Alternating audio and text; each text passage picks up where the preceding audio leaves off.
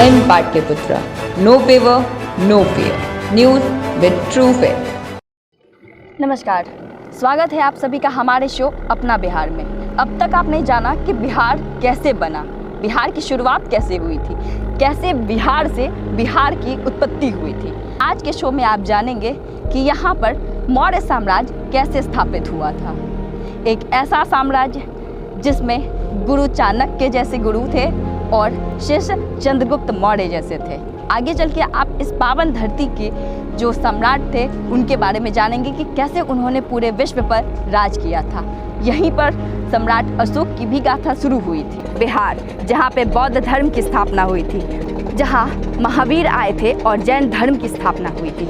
ये वही साम्राज्य है जहाँ मिथिला के राजा जनक और उनकी पुत्री सीता का जन्म हुआ। मिथिला को पहली बार इंडो आर्यन लोगों ने विदेह साम्राज्य की स्थापना के बाद प्रतिष्ठा प्राप्त की। देर वैदिक काल 1600 से 1100 ईसा पूर्व के दौरान विदेह दक्षिण एशिया के प्रमुख राजनीति और सांस्कृतिक केंद्रों में से एक बनाया गया। कुरु और पांचाल के साथ विदेहा साम्राज्य के राजा यहाँ जनक कहलाते थे। मिथिला के जनक की पुत्री एक थी सीता, जिसका वाल्मीकि द्वारा लिखित महाहिंदू काव्य रामायण में भगवान राम की पत्नी के रूप में वर्णित किया गया है। बाद में विदेह राज्य के वाजिसी शहर में अपनी राजधानी था, जो वजिज समझौते में शामिल हो गया।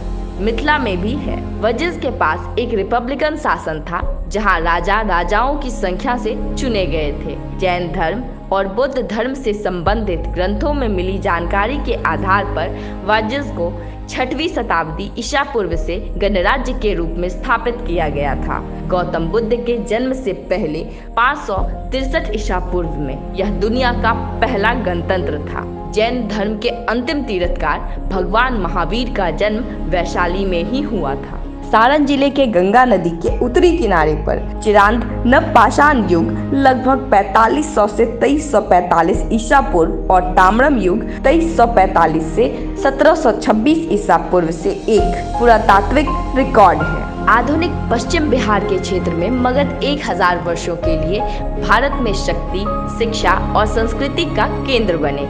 ऋग्वेद काल में यह बृहद्रथ वंश का शासन था। सन 684 ईसा पूर्व में स्थापित हर्यंक वंश राजगृह आधुनिक राजगीर के शहर में मगध पर शासन किया। इस वंश के 2 प्रसिद्ध राजा बिंबिसार और उनके बेटे अजातशत्रु थे, जिन्होंने अपने पिता को सिंहासन पर चढ़ने के लिए कैद कर लिया था। अजातशत्रु ने पाटलिपुत्र शहर की स्थापना की, जो बाद में मगध की राजधानी बनी। उन्होंने युद्ध की घोषणा की और बाजी को जीत लिया। हिरुवा वंश के बाद शिशुनाग वंश का पीछा किया गया था। बाद में नंद वंश ने बंगाल से पंजाब तक फैले विशाल साम्राज्य पर शासन किया। आज के लिए बस इतना ही। अगले वीडियो में मैं आपको बताऊंगी मौर्य साम्राज्य और बौद्ध धर्म की स्थापना।